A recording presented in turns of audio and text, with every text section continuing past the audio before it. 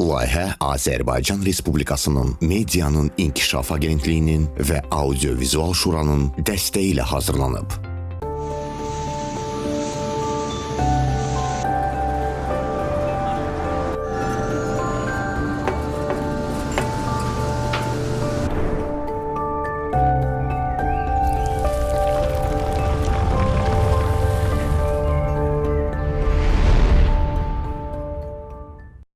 Yaşıl Dünya naminə həmrəylik göstərib Space TV-də Yaşıl Həyat deyirik. Bugün də müzakirə edəcəyimiz aktual mövzu və qonaqlarımız var.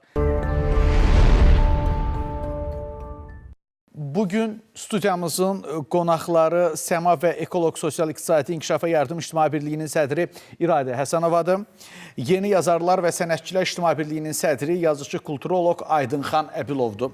Xoş gəlmişsiniz, xoş gördük. Təşəkkür edirəm. Bugün beynəlxalq iqlim tədbirlərindən danışacağıq. Bu iqlim tədbirlərində Azərbaycanın rolundan danışacağıq və eyni zamanda qeyri-hökumət təşkilatlarının iqlim dəyişikliyi ilə bağlı tədbirləri, qeyri-hökumət təşkilatlarının iqlim dəyişikliyi ilə bağlı bu kontekstdə rolu. Bunu müzakirə eləyəcəyik. Nəyə görə bunu müzakirə eləyəcəyik? Biz yaxın keçmişdə Azərbaycanın, paytaxtımızın COP29 kimi böyük bir layihəyə ev sahibliyini etdiyini gördük. Bu o deməkdir ki, artıq Azərbaycan dünyəvi proseslərə, dünyada baş verən proseslərə də reaksiya verir və ev sahibliyi də eləyə bilir. Bu problemlərin həlli yolunda olan müzakirələrə, istər maddi məsələlərin həllində olan müzakirələrə ev sahibliyi eləyə bilir. Siz necə düşünürsünüz? Hər ikiniz qeyri-hökumət təşkilatı rəhbərisiniz, İctimai Birlik rəhbərisiniz. Qeyri-hökumət təşkilatlarının fəaliyyəti özünü doğruldurmu iqlim dəyişikliyi prosesində? Təşəkkür edirəm ilk öncə dəvətiniz üçün.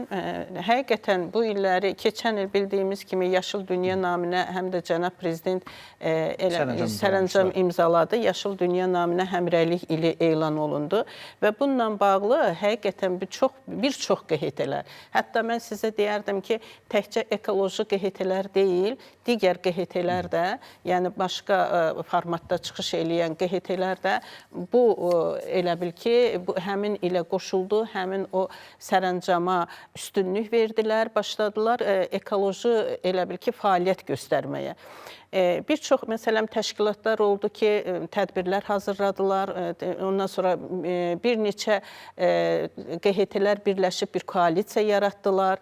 Məsələn, bizim özümüz də keçən il bir koalisiya yaratdıq, hətta COP29-dan sonra bir koalisiya şəklində Moldova, Pakistan, Türkiyə, bir də biz burada Azərbaycanda 2 QHT birləşib bir koalisiya yaratdıq. COP29-un nəticəsində biz hətta belə bir koalisiya yaratdıq. Eyni zamanda digər QHT-lər də artıq belə bir koalisiya şəklində iqlim dəyişikliyi ilə bağlı elə bil ki, mübarizə aparmağa dəstək oldular. Yəni, bu onun nəticəsidir ki, məsələn, mən sizə elə misal gətirə bilərəm ki, Aydınxan müəllim özü son günlərdə də həmişə yəni özünün, məsələn, Yeni Yazarlar İctimai Birliyi olsa da, amma onun o qədər ekoloji fəaliyyəti var ki, ətraf mühitlə bağlı, ətrafdakı olan hadisələrlə bağlı. Hər dəfə mənə də qabağına çıxan nəsə bir ekologiyaya aid nəsə bir şey olduqca mənə atır ki, mən də onu görüm, mən də maraqlanam. Yəni, bu onu özü göstərir ki, artıq bütün QHT-lər, yəni nəinki ekoloji təşkilatlar, eyni zamanda hamını düşündürən bir məsələ olduğuna görə artıq buna çox önəm verirlər və öz fəaliyyətlərini bu şəkildə genişləndirməyə çalışırlar. Ona görə də müəyyən tədbirlər aparırlar, müəyyən təlimlər keçməyə çalışdılar. Məsələn, həm Gənclər və İdman Nazirliyi tərəfindən nə qədər layihə oldu, Azərbaycan Respublikasının prezidenti yanında QHT-lərə Dövlət Dəstəyi Agentliyinin ayrıca COP29-la bağlı məsələn, layihələr həyata keçirildi və bunun da nəticəsində QHT-lər çox böyük bir fəaliyyət göstərdilər, öz fəaliyyətlərini sərgiləyə bildilər. COP29-un elə özündə nə qədər QHT-lər böyük bir, nə cür deyim, işgüzar bir fəaliyyət irəli sürdülər və fəaliyyət göstərdilər. Yəni, bu onu göstərir ki, artıq hər bir insanı, təkcə ekoloji təşkilat deyil də, artıq bütün insanları, bütün bu sahədə, yəni vətəndaş cəmiyyəti sahəsində bütün insanları ətraf mühit, ondan sonra iqlim dəyişikliyi bununla bağlı çox düşündürür. Ona görə də hər kəs öz töhfəsini verməyə çalışır. Bu da bizim üçün həqiqətən çox vacib və önəmli bir məsələdir ki, insanlar artıq o təhlükənin harda olduğunu görməyə başlayıblar. Çünki bu həyat, bu dünya bizim dünyamızdır da. Burada varlı, kasıb söhbəti ola bilməz. Əgər o, nə cür deyim, zəlzələ gəlirsə, təkcə gəlib, məsələn, adi elementar sizə bir sözü, Los Angelesdə yanan yanğın, meşə yanğınları, orada nə qədər varlı insanların evləri yandı. Demək ki, fəlakət gələndə təkcə bu varlıya, kasıba baxmır. Elə hər kəsi götürüb aparır. Kimliyindən, bəli, necəliyindən asılı olmayaraq. Çox sağ olun İradə xanım. Aydın xanım, İradə xanım bir çox məsələlərə toxundu. Vəsaitin ayrıldığını qeyd elədi. Qeyri-hökumət təşkilatlarının sayının çox olduğunu, layihələrin çox olduğunu qeyd elədi. Yaxşı, bəs nə çatmış? İqlim dəyişmələri üzrə qeyri-hökumət təşkilatlarının fəaliyyətində nə çatmış? Hansı məqamlar özünü doğrultmur?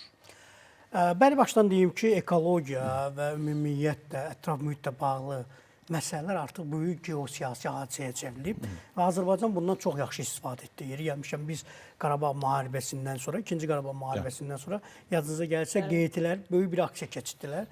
O aksiya həm ekoloji, həm də iqtisadi və siyasi aksiya idi və bilirsiniz ki, bizim işğal olunmuş ərazilərimizdə 30 ildən çoxdur ki, bütün sərvətlərimizi aparırdılar. Üstəlik çaylarımızı məhv etmişdilər. Orada indi az saylı heyvanlar qalmışdı. Meşələrimizi kəsmişdilər, ağacları kəsmişdilər. Və bu da bizim kimi, yəni yaşıllar hərəkatının tərəfdarı olan QHT-lərə imkan yaradırdı ki, Ermənistanın və orada olan bizim qanunlara riayət etməyən vətəndaşlarımıza bir təsir imkanı əldə edək. Doğrudan da aylarla orada ekoloji təşkilatlar və QHT-lər, ekoaktivistlər etirazlarını bildirdilər və bütün dünyanın marağı gəldi yenə də Qarabağa. Yəni bizim bəli marağımız vardı ki, ekoloji cəhətdə ətraf mühit tənzimləmələri, amma digər tərəfdən bir siyasi marağımız da vardı və ardıcıllıqla gedəndən sonra artıq biz lokal və regional bir ekoloji aksiya keçirəndən sonra bizə asan da oldu və bunu da dövlət başçısı əvvəlcədən planlaşdırmışdı, fikirləşirdi və sonra da biz həmin COP29-u Azərbaycanda təşkil etdik. Önəmli bir hadisə idi, yəni qlobal, planetar bir hadisə idi. Ölkə başçılarının, KİV-in, dünyanın düşüncə adamlarının bura gəlməsi məhz həm planetdə baş verən dəhşətli hadisələri qabaqlamaq və onu heç olmasa təsirini azaltmaq baxımından, həm də Azərbaycanın geoekoloji siyasətini dünyada tanıtmaq baxımından çox önəmli bir hadisə idi və biz burada çox uğurlar əldə etdik. Bu bir. İkincisi, QHT-lərlə bağlı. Bizim ölkə balaca ölkədir. Yəni, qlobal ölkələrə baxanda, ABŞ, Rusiya, Türkiyə, İran və digər qonşu ölkələrə baxanda biz kiçik bir dövlətik və kiçik dövlətin də böyük problemləri olmur, kiçik problemləri olur və onun da həm də lokal QHT-ləri olur. Yəni biz dünya dönəmində təsir edəcək bir neçə QHT-miz var, çox QHT-lərimiz yoxdur. Bu da Heydər Əliyev fondudur, bilirsiniz ki, dünyanın hər yerində. Qardaş Pakistanın baş naziri gəlmişdir. Pakistanda da, Avropa ölkələrində də və Şərq ölkələrində də işlər yerinə yetirir, layihələr həyata keçirir. Onların içində ekoloji layihələr də var. İkinci İdeya təşkilatıdır. Bilirsiniz ki, İdeya təşkilatı Leyla xanım Əliyevanı, o da Heydər Əliyev fondu ilə bağlı bir qurumdur. Amma sırf ekoloji bir təşkilatdır və artıq qlobal bir təsir vasitəmizə çevrilib. Yeri gəlmişkən, bilirsiniz ki, indi Bəhreyn dövlətində Leyla xanım və Arzu xanım Əliyevalar səfərdədirlər və orada da ekoloji söhbətlər də olacaq. Çünki bu ekoloji problem yalnız artıq Azərbaycanın, tutalım Rusiyanın, Amerikanın, Şərq ölkələrinin yox, bütövlükdə planetin böyük bir probleminə çevrilib. İndi təsəvvür edirsiniz ki, mən fikrimi bir qədər istəyirəm ki, bu istiqamətdə verək. Təsəvvür edin ki, hər bir insan artıq ekologiya haqqında fikirləşməlidir. Bu artıq planetar bir etik normaya çevrilib. Amma QHT-lər nə edə bilərlər? Bu yöndə biz müəyyən fikirlərimizi bölüşə bilərik. Bizim QHT-lər kiçikdirlər dediyimiz kimi. Ayrılan vəsait 6-10 mindən yuxarı olmur. Təsvir olsun ki, indi dövlətin buna imkanı çatır. Manatdır, bəli. Və bir problem də odur ki, bilirsiniz ki, müəyyən hadisələrlə bağlı xarici ölkələrin, xarici donor təşkilatlarının Azərbaycan QHT-lərin maliyyələşdirilməsi ilə bağlı müəyyən məhdudiyyətlər var. Hətta biz layihə uçsa belə, ekologiya ilə bağlı, digərlə bağlı o vəsaiti işlətmək üçün müəyyən limitlər var. İmkanımız yoxdur, açığını deyim. Və QHT-lərin işi nədir? QHT-lər əlbəttə ki, real maarifləndirmə işini aparılmalıdır. Yəni, ikinci aksiya və kampaniyalar keçirilməlidir. Burada ağacəkmə mərasimlərindən tutmuş, dövlətin bu yöndə işlərinin dəstəkləməsi ilə bağlı və üçüncüsü, ən önəmlisi virtual həm neo-maarifçilik, həm də təbliğat, tanıtım və ictimai qınaqların, eko-ictimai qınaqların təşkilində QHT-lərin çox böyük rolu var. Tutalım, bax, indi mən səhər çağa gələndə 2 hadisə ilə rastlaşdım. Yenə də Zaqatalada ağaclar kəsilib, düzdür, adamlar həbs olunub, hətta o rayon səviyyəsində məmurlar həbs olunub, yol idarəsinin rəisi. İkincisi, Maştağada yenə də ağaclar kəsilir. Və ən böyük bəla budur ki, biz dəfələrlə dövlət bunu kəskinləşdirir. Cənab Prezidentin ilin əvvəlində qanuna dəyişikliklə bağlı göstərişi də var. Cəzalar ağırlaşdırılıb, onu mütləq edilmək lazımdır. Bir də görürsünüz ki, bizim gözümüzün qabağında hər birimizin vətəndaşlarımız indi yavaş-yavaş aktivləşiblər. QHT-lər əlbəttə əvvəldən aktividir. Məsələn, bir iş yeri yaradır və yaxud bir ofis açır, ya bir mağazin açır. O dəqiqə birinci bunun işi həmin ofisin, binanın qabağında olan ağaclarla mübarizə aparmaqdır. Dünyanın heç bir yerində yoxdur. Dünyanın hansı ölkəsinə baxırsa, əgər bir iş yeri açılıbsa və yaxud yaşıllığı kəsib orada mağazin tikiblərsə, adamlar gedib orada alver etmirlər.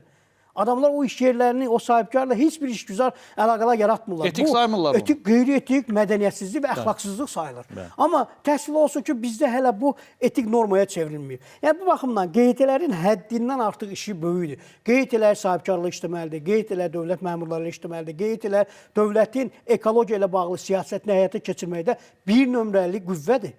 Yəni, dövlətin Ekologiya Təhlil Səhvətlər Nazirliyinin çox güman ki, baxsaq, işçilərinin sayı 100-ü keçməyəcək. Lap Azərbaycan üzrə geçsə 500 nəfər, düzdürmü? 10 milyon 200 min əhali bizdədir və il ərzində də milyonlarla turistlər axır və s. və il axır. Bunlar hamısı qlobal həm ekoloji təhlükəsizliyi baxımından nəzarətdə olmalıdır. Nə mənada? Məsələn, biz çimərlik vaxtı bilirsiniz ki, həmişə aksiyalar keçirir, Space sağ olsun dəstəkləyir. Gedirik çimərliləri təmizləməyə. Gəlirsən, yeyirsən, niyə ora tökürsən? Halbuki yaxşı çimərlilər yaradılıb, get zibili ora tök. Və yaxud turistlər gəlir, bir də özünüz Türkiyədəki meşə yanğınları, ya Amerikadakı meşə yanğınları.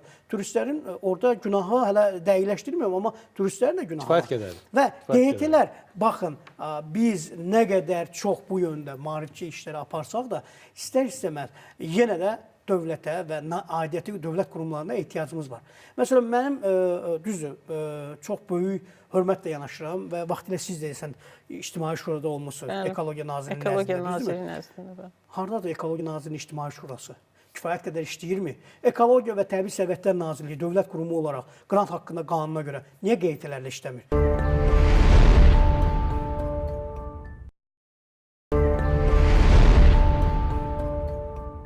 Hər bir meşənin, hər bir ağacın yanında Bakıda bir kiçik bir məmur qoya bilmərik, bir polis qoya bilmərik, düzdürmü? Burada artıq vətəndaş cəmiyyəti təsisatları, Ekologiya Nazirliyi ilə, dövlət qurumları ilə birbaşa işləməlidir və bundan qorxmaq lazımdır, çəkinmək lazımdır. Biz sizin kabinetlərinizi istəmirik, biz sizə ayrılmış çox sayılı maşınlarla harası getmək istəmirik. Biz sadəcə istəyirik ki, gördüyümüz işləri siz dəstəkləyin və biz sizin görə bilmədiyiniz işləri dövlətin, axı bizimlə QHT-lər arasında Ədliyyə Nazirliyi müqavilə bağlayır. Dövlət bizimlə müqavilə bağlayır ki, bu işləri də siz görün. Düzdürmü? Bəli. Bütün dünyada bu belədir və fikirləşirəm ki, yəni ki, biraz zaman lazımdır ki, bu etika, bu dediklərimiz həyata keçirilsin, reallaşsın. Bir də Aydınxan müəllim sözünə qüvvət. Yəni, mən onu deyə bilərəm ki, həqiqətən, yəni, biz həmişə bunu həm Ekologiya Nazirliyində olarkən, oradakı tədbirlərdə də dilə gətiririk ki, yaxşı olar ki, ən azı ekoloji təşkilatlara bir hüquq verilsin. Bir elə bil hansısa elə bax məsələn tutaq ki, şəhərin çirklənməsindən bağlı, ondan sonra yəni bizim heç kimə ağacların kəsilməsindən bağlı heç kəsə biz irad tuta bilmirik. Yəni yaxınlaşıb deyə bilmirik ki, siz niyə buranı zibilləyirsiniz? İrad tutmaq üçün tutaq ki, bir vətəndaş, bir sahibkar tutaq ki, ətraf mühitə zərər verir, ağacı kəsir, yaşıllaşdırmanı məhv eləyir, ona yaxınlaşıb hüquqi müstəvidə bir heç bir fikrinizi söyləyəsiniz. Səlahiyyətimiz olmadığına görə, yəni biz heç bir şey eləyə bilmirik. Yəni kiməsə də bir söz də deyəndə bəzi insanlar anlayışla qarşılayır, düzdür. Amma əksər insanlar inanın ki, çox kobud şəkildə bizə cavab verirlər. İllah da məsələn yay müddətində o dəniz sahillərində, çimərliklərdə birinə yanaşıb söz deyəndə ki, bunları niyə atırsınız? O qədər kobud belə şəkildə bizə cavab verirlər. Tək çimərlikləri deməyək, yay fəslində, həm də meşələrdə də o aqibət var. Meşələrdə də o mənzərənin şahidi oluruq biz. Mən özüm apardığım, məsələn, layihələrdə olubdur da, məsələn, Daşkəsəndə mən nə qədər layihələr həyata keçirmişəm, oranın, Lənkəranda biz, bəli, aksiyaları həyata keçirmişik, təmizlik aksiyası, ağac əkmə aksiyası, təmizlik aksiyasını meşələrdə mən inanın ki, dəhşətə gəlirəm. Yəni, mən onlara müraciət eləyəndə, söz deyəndə, çönüb mənə o qədər kobud şəkildə deyirəm, mənim bu səlahiyyətimdir. Adi vətəndaşlar. Yəni, sənin nəyinə lazım? Sən niyə belə qarışırsan bu işlərə? Deyirəm ki, bəs mən gəlmişəm, buranı təmizləyirəm. Siz də mənə dəstək olun, gəlin təmizləyək. Yox, bizim işimiz, peşəmiz qutarıb gəlib hələ bir sənlə buranı da təmizləyəcəm. Meşə təmizləyəsi deyir, amma belə deyirlər. Amma özləri gəlib orada istirahət eləyirlər. Sonra gələn insanları da düşünmürlər. Unudurlar ki, həmin meşə bizə oksigen verir, həmin meşə heyvanatları orada gizlədir, arılar gedir, orada bal toplayır və s. quşlar və s. Məsələ ondadır ki, beynəlxalq qlobal iqlim dəyişiklikləri ya tədbirləri deyəndə biz fikirləşdik ki, Amerikada keçirilən bir tədbir nəzərdə tutulur, yaxud böyük ölkələrdə. Yox, əzizlərim, elə Azərbaycanda tutalım da Kür çayının kimyəvi Ermənistan tərəfindən bilirsiniz ki, kimyəvi tullantılar atılır və yaxud zavod tikmək istəyirlər arazının üstündə və s. Biz buna etiraz eləməsəydik, bu qloballaşmayacaq. Milli lokal hadisələr siz indi olmuşdunuzda Oxox çayıdır, hansıdır bizdə? Oxçu çayı. Orada balıqların kütləvi sürətdə məhv edilməsi və kimyəvi zəhərlənmə ilə bağlı. Və s. və ilə axır. Və əslində, bax, bunlar hamısı, hətta minaların basdırılmasının özü belə torpaqlarda. Bu da ekoloji çirklənmədir və terrordur. Həm də ki, o torpağımız zəhərlənir. Eyni zamanda o torpaqdan sonra münbit şəkildə istifadə eləmək mümkün olmur. Məsələ ondadır ki, baxın, bizim, siz bilirsiniz ki, biz QHT olaraq bir yerdə işləyirik. Həmişə İradə xanımla biz o dəfə bir iclasımız vardı. Bizim sosial innovativ bir qrupumuz var, orada beyin mərkəzidir. Orada təklif oldu ki, niyə də indi düzdür, Ekologiya Nazirliyinin nəzdində hələ ki, mən bildiyim qədər könüllülər yoxdur. O nazirlikdə. Hər yerdə var, bircə orada yoxdur. Nəyə görəsə, biz tutalım da, Ekologiya və Təbii Sərvətlər Nazirliyinin nəzdində bir ictimai eko müfəttişlik yaradılması və yaxud könüllülük. Könüllülük bizdə indi o qədər də təsir edici qüvvə sayılmır. Biz ancaq kömək eləyə bilərik və s. Mən sırf təklif etdim və İradə xanım da dəstəklədi ki, bizdə ictimai eko müfəttişlik və yaxud ekopolis belə bir ictimai vəzifə müəyyənləşdirmə olar. Necə ki, əvvəllər drujiniklər vardı, qırmızı bir lentdə və yaxud hansı bir işarəli bir nə eləsə, onlar təsir eləmə imkanı olsun. Düzdür, mən neçə dəfə olub ki, maşın saxlamışam, ağacı kəsən sahibkara etirazımı bildirmişəm, o mənim üstümə gəlib. Eyni zamanda onun işçiləri də mənim üstümə gəlib ki, sən bizim balalarımızı ad mı saxlamaq istəyirsən, xəbərçisənmi? İndi bilirsiniz, rus dilində o sözün analogunda və s. və ilə axır. Bu nə təfəkkürdür? Olmaz. Məsələn, qlobal ekoloji tarazlığın pozulması əslində ölkəmizdə də başlayır. Əgər siz zibilləri lazımlı qaydada keçidləyib zibil qutusuna atmırsınızsa, əgər siz siqareti çölə atırsınızsa, saqqızı çeynəyib yerə atırsınızsa və quş gəlib onu yeyirsə, quş ölürsə, bu tarazlığın pozulması deməkdir. Və yaxud Xəzər dənizi get-gedə gedir.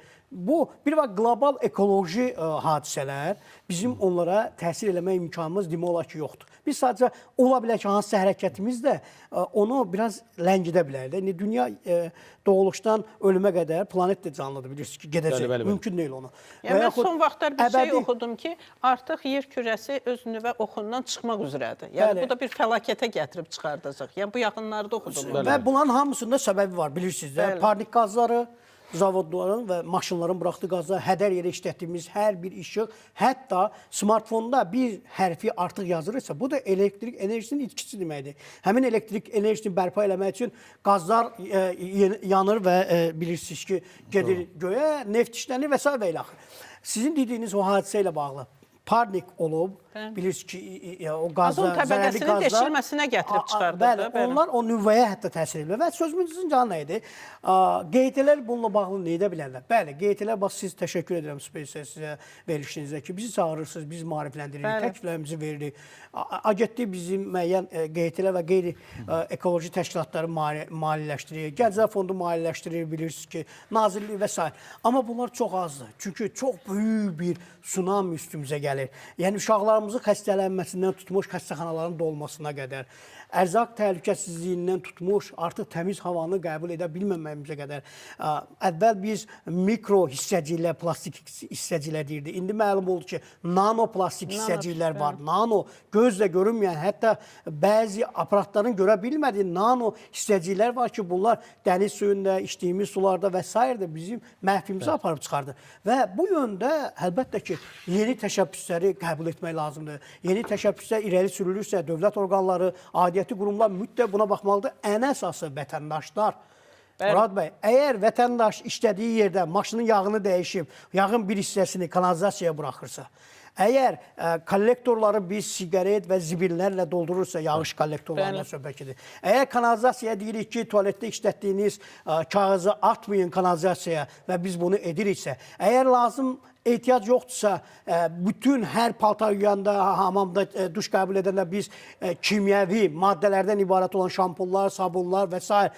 xlorlu və digər kimyəvi maddələri kanalizasiyaya buraxırıqsa, bilməliyik ki, dünyanı dağıtmaqda birbaşa biz səvəkkara və günahkarı. Nə qədər o təmizlənsə də, amma müəyyən miqdarda düzdür, katalizasyon qoyublar, təmizlənmə prosesi gedir. Bakıda təmizlənir, bizim digər rayonlarda təmizlənir mi? Amma mən də onu demək istəyirəm ki, yəni müəyyən dərəcədə tutaq ki, bizdə təmizlənir. Məsələn, Sumqayıt mən ərazisindən keçəndə oradakı o üfunəti, ən çox da qatarla gedəndə mən onu təsadüf eləyirəm. Valla oradakı o hadisə ilə qarşılaşanda çox belə ürək ağrısı keçir. Hətta bir dəfə bununla bağlı mən Ekologiya Nazirliyində də dedim, onlara da dedim ki, siz, axı, məsələn, özü də COP29 ərəfəsində idi, onlara izah elədim ki, bəlkə biri elə qatarla Sumqayıta getmək istədi və oradakı o hadisəni, oradakı atılan o tullantıları görsə, bizə nə deyərlər? Biz elə təkcə Bakıdan ibarət deyilik, axı. Biz ona görə o ətrafımızdakıları da nəzərə almalıyıq. Başqa, məsələn, rayonları, kəndləri, şəhərləri də nəzərə almalıyıq. Buna görə də biz, amma vətəndaş cəmiyyəti olaraq doğrudan da bizim üzərimizə həddindən artıq bir məsuliyyət düşür. Biz əlimizdən gələni eləyirik, bayaqlar dediyim kimi, amma çox təəssüf, bəzi səlahiyyətlərimiz olmadığına görə çox da irəliyə gedə bilmirik. Aydındır. Mən istərdim ki, əla məqamlara toxunmuşuq, özümdə qeyd eləmişəm, plastik, gözə görünməyən zəhərlər, Xəzər dənizinin suyunun azalması, geri çəkilməsi, bunun əsas kökündə nə dayanır? İndi onunla bağlı sual verəcəm və maarifləndirmə prosesinin işə yaramadığını müəyyən mənada görürük. Dövlət cəzaları nə qədər sərtləşdirir, cərimələri nə qədər artırırsa, amma biz yenə də görürük ki, avtomobillə hərəkət edən adam bir tütün məmulatı kötüyünü yerə atır. Kifayət qədər cəriməsi var və yaxud da biz görürük ki, hərəkət eləyərək bir vətəndaş adiyyatı olmayan bir yerə, zibil qabı olmayan bir yerdə kötük yerə atır. Nə bilim, əlindəki o istifadə elədiyi qida məhsulunun qalığını atır, tulluyur, gedir. Bütün bunlar hamısı ətraf mühitin zəhərlənməsidir, çirklənməsidir. Birinci sualım belədir ki, biz deyə bilərik mi, maarifləndirmə işi işləmir. İkinci sualım belə olacaq. Xəzər dənizinin çirklənməsi daha çox Volqa çayının üzərinə düşür. Təsdiqləyirsiniz yəqin ki, qeyri-hökumət təşkilatı olaraq beynəlxalq müstəvidə, vətəndaş cəmiyyətinin nümayəndələri olaraq beynəlxalq müstəvidə bir sorğu filan göndərmisinizmi ki, Volqa çayı tərəfindən, Volqa çayı müstəvisində Xəzər dənizi bu qədər gəlin çirkləndirməyək, ən azından Volqa çayını adiyyatı ölkə qorumalıdır, yox?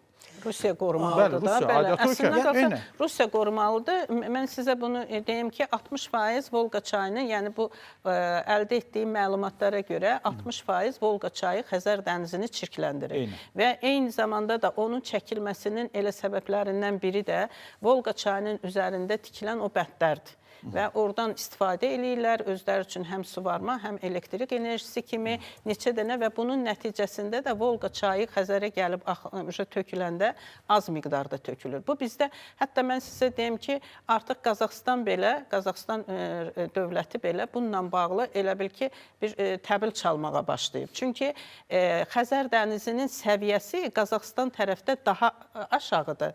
Biz tərəfdə daha dərindir. Yəni, amma Qazaxstan tərəfdə isə daha dayazdır. Ona görə də artıq orada quraqlıq baş verməyə başlayıb. Orada daha sürətlə çəkilməyə başlayıbdır. Və onlarda da o qədər belə narahatçılıq yaranıb ki, balıqların məhv olub getməsini artıq dilə gətirirlər. Çünki onlar da balıqçılıq sənayesi var. Onlar balıqçılıqdan çox istifadə edirlər Aktau tərəfdə. Yəni, bu doğrudan da artıq hər kəsi, yəni o Xəzəryanı ölkələr ki var, 5 dənə bu ölkə, bunu artıq hamı düşünməyə başlayıb ki, Xəzər dənizinin çəkilmə səbəbi nədir? Bundan artıq elmi işlər aparmağa başlayırlar. Mən sizə bir şeyi də vurğulayım. Vaxt var idi Sovet dönəmində, çünki mən bunu bir yerdən oxumuşdum. O vaxtda Stalinə təklif olunmuşdu ki, Xəzər dənizi qurudulsun. Yəni, amma sonra... Təklif eləyənin kimliyi bilinirdi-mi? Onlar da Rus tərəfindən idi. Yəni, Xəzər dənizi qurudulsun. Ritorik idisə. Bəli, görün, təsəvvürünüzə gətirin. Amma doğrudan da qərar verilmişdi. Qərar verilib ki, o şey. Amma çox təəssüf ki, o zaman gərək eyni zamanda Ural çayının istiqaməti dəyişəydi. Bu Ural çayının istiqamətini dəyişmək həddindən artıq böyük xərclərə səbəb olduğuna görə bu layihə dayandırılır. Əslində Xəzər dənizinin qurudulması təklifi Azərbaycana elə birbaşa öz dövlətimizlə bağlıdır. Azərbaycanın müəyyən iqtisadi rifahını məhdudlaşdırmaq, Azərbaycanın ölkələrlə əlaqələrinə çıxışını məhdudlaşdırmaq xarakteri daşıyırdı. Məkirli bir siyasət imiş, amma baş tutmayıb, yaxşı da ki baş tutmayıb. Amma biz ölkəmizin hər zaman Xəzər dənizinin təmizliyinə həssaslıqla yanaşdığını cənab prezidentin simasında görürük. Dəfələrlə Xəzər dənizinin təmizlənməsi ilə bağlı konkret olaraq işlərdə görülüb. Suyun özünün Azərbaycan hissəsinə düşən hissəsini, dənizin özünün Azərbaycan tərəfinə düşən hissəsinin təmizlənməsi ilə bağlı əməli addımlar görürük və çağırışlar da eşidirik. Elə balıqçılıqdan söz saldınız. Cənab prezidentin ötən günlərdə balıqçılıq bazarlarının inşası, balıqçılıq bazarlarının yaradılması ilə bağlı göstərişi var. Bu da onu göstərir ki, deməli Xəzər dənizinin təmizliyi, Xəzər dənizinin qurumaması üçün ölkə və dövlətimiz nə lazımdır eləyəcək.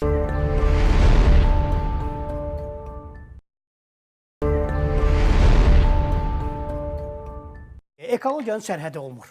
Eynən. Yəni Xəzər dənizi yalnız Rusiyanın və yaxud Qazaxıstanın yox, bütün Xəzər ətrafı ölkələrin günahı var. Məsələn, İranda Ürmiyə gölü ilə bağlı problemimiz var. Düzdürmü? Ürmiyə gölü ilə də Xəzər hansısa tellərlə bağlıdır. Və yaxud qardaş Türkiyədə 180 su elektrik stansiyası tikilib və onların da çoxu kürə gələn suların üzərində. O kürün qolları üzərində tikilib. Ermənistanda tikilib, Gürcüstanda tikilib. Gürcüstan və Ermənistan ekoloji cəhətdən Kür çayını həddindən artıq çox çirkləndirilə bilirsiniz ki, onların kanalizasiyası axı. Gürcüstan tərəfdə Kürlə bağlı problemlər çoxdur. Siz yadınızda 10 il bundan qabaq biz şimal tərəfdən su kəməri, şirin su kəməri, içməli su kəməri çəkəndə cənab prezident çox unikal, dahiyana indi bir çox ölkələr indi ona hələ addım atırlar ki, şirin su çatışmır da bilirsiniz, buxarlanma gedir və s. Amma onu vaxtilə cənab prezident etmişdi. Edəndə bəzən etirazlar olur ki, niyə biz 5 milyard məsələn su kəmərinə və ölkə başçısı təmkinini pozmadan sadəcə onu davam etdirdi, sona da apardı, çıxartdı, düzdürmü? Özü əslin layihələrindən biri idi Azərbaycan üçün, istədiyim. Və indi təsəvvür edin. Həmin su kəməri olmasaydı, biz yalnız Kürdə gələn köynə o kəmərlə kifayətlənsəydi, nələr baş verərdi? 5 milyonluq Bakı, ətrafı ilə birlikdə 6 milyonluq Bakı əhalisi necə qalardı? Və yaxud əkdiyimiz ağaclar, ya yaxşılığı nə ilə suvarardıq? Gəlmişlər, bugün səhər çağı daha bir şad xəbər eşitdim. Artıq su kollektorları ki var, yağış kollektorlarındakı suyun təmizlənib idarə edilməsi və texniki su olaraq təzədən yaşıllıqların suvarılması ilə bağlı bir proqram işlənilib. Bu əladır. Yəni, baxın, Rusiya o tərəfdən, Qazaxıstan, siz onu deyirsiniz ki, qurudulması, amma mən də bilirəm ki, bir plan da vardı ki, Qazaxıstan və Orta Asiyadan bəzi çayların istiqamətini dəyişib Xəzərə gətirmək istəyirdilər. Sonra o da iqtisadi cəhətdən və sonra da alimlərin həyəcanından sonra o plan da saxlanıldı. Təbiəti idarə etmək olmaz. Təbiətdən hardasa bir hissəsini, kiçik bir hissəsini nə isə eləyə bilər, amma təbiəti idarə eləmək bax bu fəsadları gətirib çıxardır. Biz hələ bilmirik ki, 10 ildən sonra Xəzər dənizinin suyu necə böyük sürətlə qalxmağa başlayıb. Okeanlar qalxırmı? Xəzərin altından okeanlara və digər dənizlərə yol var. Qara dənizə olsun, əlaqəli mümkün deyil. Necə ki, yeraltı sular, siz bilirsiniz ki, həddindən artıq şirin suların böyük hissəsi yeraltı sulardadır. Yeraltı qurut suları deyil, amma dərində olan qurut suları və torpağın altında olan. Və Hindistanda bizim nə problem yaranmışdı? Hindistan bilirsiniz ki, su ilə bağlı problem yaşayırdı. Onlar çox sürətlə başladılar 50 kilometr, 40 kilometr və s. Yeraltı sular və dənizlərə, göllərə boruqlar qazmağa və indi onlarda həmin o suların qurulması prosesi gedir və onun böyük fəsadları başlayıb.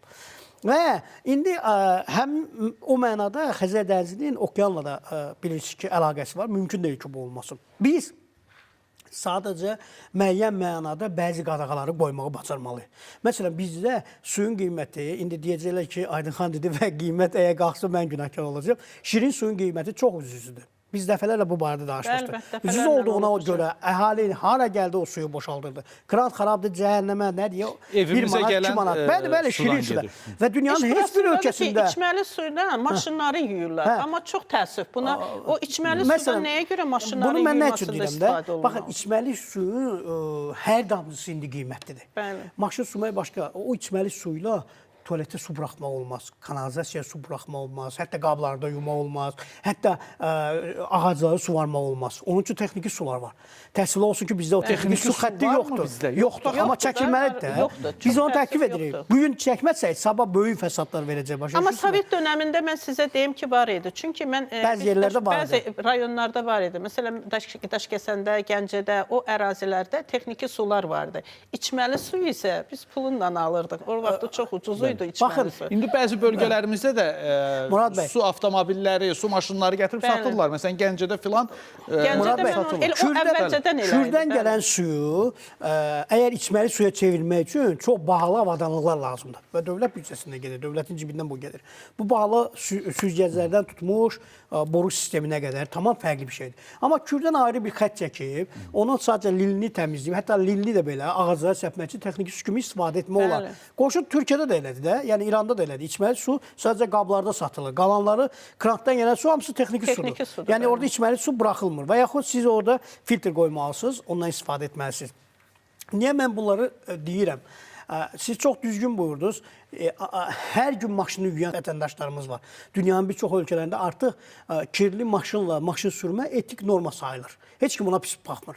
Yəni, məsələn, mən öz maşınımı bəzən olur ki, 3 aydan bir dəfə yuyuram. Və bunun üçün utanmıram da. Onsuz da bir gündən sonra yağış yağanda ya yolda gedəndə çiklənir də maşınınız, elə deyilmi?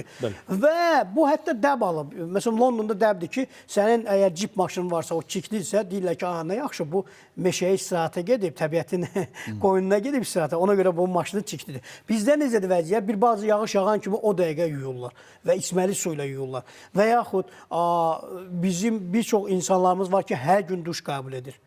Hər gün duş qəbul eləmə olmaz axı. Bu bədən də buna dözməyəcək. Sizə qəribə gələcək. Duş qəbul eləməsinlər. Hər gün olmaz. Zaten hər gün olmaz. Və niyə Avropada qadağan elədilər yaşıllıqları Fransada, İtaliyada bu yay və ondan əvvəlki yay? Hətta təklif elədilər ki, əgər ehtiyac yoxdursa, nə mənası var ki, hər gün çimirsiniz? Nə mənası var ki, bir paltarı bir dəfə geyinəndən sonra paltarı yan maşına tökürsünüz və orada su gedir, enerji gedir. Bilirsiniz, planet balacadır. Onun, belə deyək də, resursları çox tez məhv olub gedir. Özdə ən çox da məhv edən insanlardır. Məsələn, heç fikirləşə bilərsinizmi ki, inək hər gün çimir, duş qəbul edir. Nə olur? Ölür. Ona verilən ömrünü yaşayır da, düzdürmü? Hələ bizə xeyir də verir. Və yaxud aslan hər gün çimmir ki, su içəndə indi bir dəfə imkan olanda girir, çıxır da, düzdürmü? Və quşlara baxın, yağış yağandan yağana çimirlər də, elə deyilmi? Nə olub bizə? Sizə qəribə gəlir, siz gülürsünüz, hələ siz bizim intellektualsınız. Siz Təzadlı bir müqayisəniz var Aydın xanım. Yox, baxın. siz Narahatam ki, tamaşaçılar bir qınıya sizi. Qoy qınasınlar, təki qınasınlar, amma sabah səhralaşmış Bakıda yaşamağı fikirləşsinlər. Sabah susuz onların gözün qabağında uşaqlar susuz qalanda və su axtaranda qalacaq elə belə. Məyər tamaşaçılar bilmir ki, bizdə və dünyada şirin su neftdən bahadır. Baha deyil şirin su. Bəli, baha. Bir balaca qabı biz neçə alır? 1 manata. Bəzən bahalı 10 manata da su var. Düzdürmü? Yarım litr. Amma neft bizdə neçədir? 1 manat 20 qəpik və yaxud 1 manata. Daha doğrusu benzin və s. Vaxt vardı bizə deyirdilər ki, içməli su ümumiyyətlə neftdən baha olacaq, bizə qəribə gəlirdi. Görürsünüzmü? Su deməli daha qiymətlidir və az tapılandı. 100% elədir. Nefti əvəzləmək olur, suyu əvəzləyə bilərsiniz. Müəllim, nə ilə əvəzləyəcəksiniz suyu? Aydan xanım müəllim. Mümkündür suyu əvəzləmək? Yox, mən onu həmişə qeyd eləyirəm və bütün həm təlimlərimizdə, həm çıxışlarımda həmişə qeyd eləyirəm ki, artıq 30-cu ilə qədər Azərbaycanda su təhlükəsizliyi yaranacaq. Yəni içməli su ilə bağlı problemlər yaranacaq. Bəli. Ona görə cənab prezidentimiz onunla bağlı bir neçə sərəncam imzalayıb. Bəxtlar dediyiniz kimi. Yol xəritəsində də bu verilir. Bəli, bunlar yol xəritəsi ilə bağlı. bəli. Ona görə də bunun qarşısını almaq üçün hətta dənizin suyunu təzədən filtrləşdirib cəmaata vermək, bax belə bir məsələdə durur. Yəni buna görə də yəni insanlar onu anlaması üçün mən elə bilirəm ki, yəni çox çətin olmamalıdır. Yəni bunu başa düşməlidirlər Dərk eləməlidirlər. Bu bizim uşaqlarımızın, gələcəyimiz üçün böyük bir problemdir. Bundan sudan düzgün istifadə eləmək lazımdır. Suyu açırlar, açıq qoyurlar, bəzən gedirlər. Mən neçə yerdə görmüşəm, suyu açıq qoyublar. Hətta Türkiyənin özündə belə bunu müşahidə eləmişəm ki, suyu açıq getmişəm, mən onu bağlayıram ki, bunu niyə açıq qoyub İndi maraqlı bir gedirsiniz? cəhətdə mən sizə deyim, qəribədir. Məsələn, biz öz evimizdə, indi biraz su qiymətləri qalxandan sonra məcbur edək, söndürək, bağlayaq və s. və ilə axır. Amma ictimai yerlərdə, iş yerlərimizdə, havayı olan ticarət mərkəzlərində, tualet suyunu necə gəldi istifadə eləyirik. Necə gəldi, 10 dəfə açırıq, açmırıq. Bəli. Açırıq. Yeri gəlmişkən, məsələn, bir çox mübahisələr indi gedir ki, nə qədər bu düzgündür? Sərt cəzalandırma, yoxsa maarifçilik? Razılaşaq ki, bizim cəmiyyətin həm elmi, həm təhsillə bağlı, həm ümumiyyətlə intellektual səviyyəsi Avropa cəmiyyətindəki olduğu kimi deyil. Avropada bunlar etik normalarla tənzimlənir. Heç kim orada zibili yerə atmaz. Bəli. Heç kim şəhərin ortasında qoyun qurban kəsməz. Uşaqların gözün qabağında qan axmaz küçəyə və o xəstəliyi yaratmaz. Heç kim maşınını öz həyətində yumaz və s. və ilə axır. Amma bizdə bu edilir. İndi siz çox yaxşı bir söz ortaya atdınız ki, nə edək? Cəzalandıraq mı? Burada maliyyə cəzası sanksiyalarından tutmuş və digər cəzaya qədər. Mən fikirləşirəm ki, 5-6 nəfəri bəlkə də həbs etmək lazımdır. Bəlkə də doğrudan da cəzalandırmaq lazımdır. Zaman-zaman da həbs olunurlar ha, yeri gəlmişkən. İnsanlar qorxarlar. Bax, bəxtlar siz o ağac kəsmə ilə bağlı dediniz də. Mən bilirəm, mən Ekologiya Nazirliyində həmişə ağac kəsmə ilə bağlı, ağacın hətta yerinin dəyişməsinlə bağlı, orada mən ictimai dinləmədə çox iştirak eləyirəm və hər dəfə də məni bununla bağlı dəvət eləyirlər. Və mən orada görürəm ki, Ekologiya Nazirliyi buna çox diqqət yetirir və icazə olmadan və onlara qarşı da cərimələr tətbiq eləyirlər. Amma çox təəssüf ki, bunu bəzən elə gedirlər, gizlin formada eləyirlər və bunu görmək mümkün olmur. Amma çox yaxşı ki, həmin o yenə də Ekologiya Nazirliyi, hətta mən eşitdim ki, bu günləri oxudum ki, elə bil ki, qeyri-qanuni ovla məşğul olan 2 xarici vətəndaşı, ərəb vətəndaşını 4000 manat cəriməliyirlər. Hərəsini 2000 manat cəriməliyiblər. Bu da Ekologiya Nazirliyinin gördüyü işlərdir. Yəni, bu doğrudan da belə həqiqətən də təqdir olunur bunlar. İradə xanım və Murad bəy, sosial şəbəkədə, televiziyada, internetdə bunlar olmasaydı, verilməsəydi, biz onları cəzalandıra bilərdik. Xeyr. Deməli, ekologiya ilə bağlı bütün problemləri çəkib, göstərmə aidiyyəti qurumlara diqqətinə çatdırmaq lazımdır ki, ona uyğun da bir addımlar atılsın. Valla mən sizə deyim ki, bu yoxdur. Mən yox, əslində qalsa bu yaşıl həyat verilişinə mən çox təşəkkür edirəm ki, bu doğrudan da son zamanlar görürəm, özdə insanlar da çox baxır bu verilişə.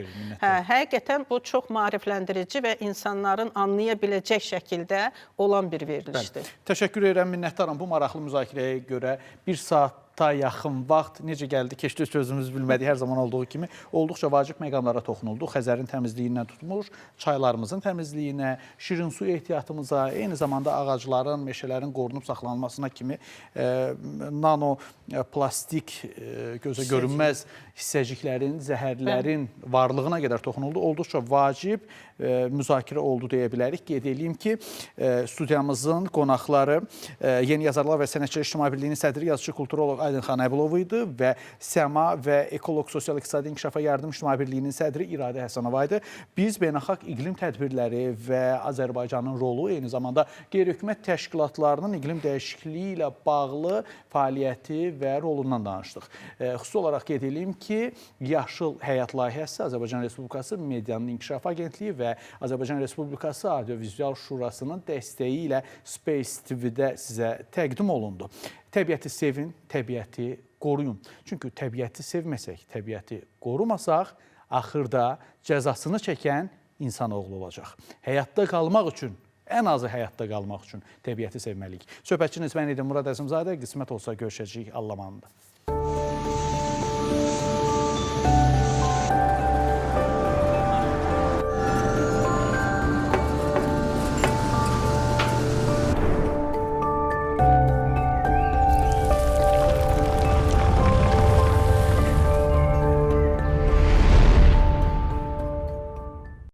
Layihə Azərbaycan Respublikasının Medianın İnkişaf Agentliyinin və Audiovizual Şuranın dəstəyi ilə hazırlanıb.